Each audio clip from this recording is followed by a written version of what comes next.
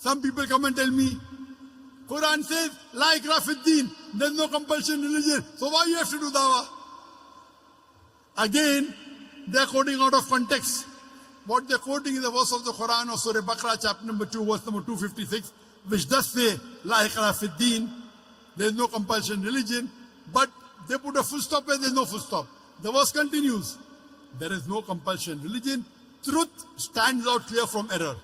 And whoever has rejected the evil one has held the hand of Allah subhanahu wa ta'ala, which is the strongest and the best.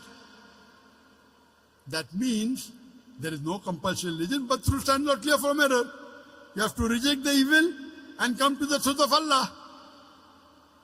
You cannot force anyone at the point of the sword or point of the gun and ask him to accept Islam. That's not allowed in Islam. But you have to convey the message.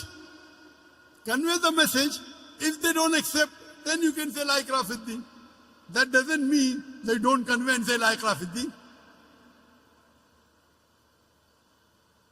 There are some Muslims who come and tell me, Brother Zakir, we first want to make the Muslims more practicing Muslims.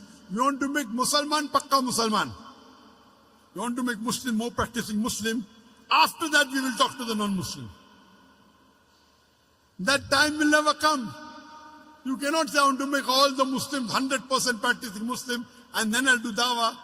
That's not what a prophet taught. When you meet a Muslim, if he has mistakes, you correct him. That's called Islam. When you meet a non-Muslim, you do dawah.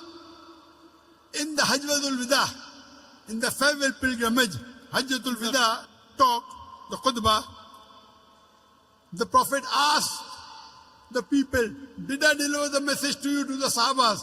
There were 124,000 Sahabas. And all of them said, yes, Beshak, you have delivered the message.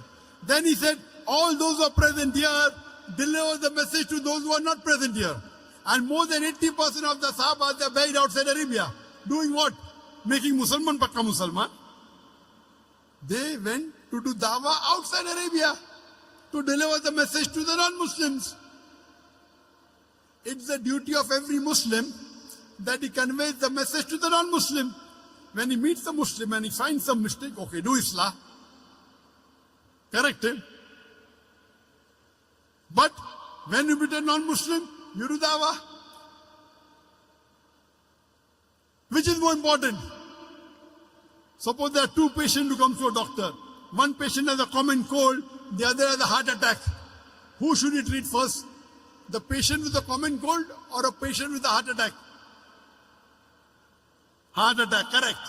Similarly, when there are two people, one is a Muslim and one is a non-Muslim, the Muslim will go to Jannah, even if he's not fully practicing. But the non-Muslim will go to Jannah. First you have to cater to the non-Muslim. Therefore, in the question and answer session, we first give opportunity for the non-Muslim to ask questions. First treat the patient with heart attack. The person with common cold will not die. But if you don't treat the patient with heart attack, he'll die. So first, if you have to do both, dawah and Islah, speak to the Muslim and non-Muslim both.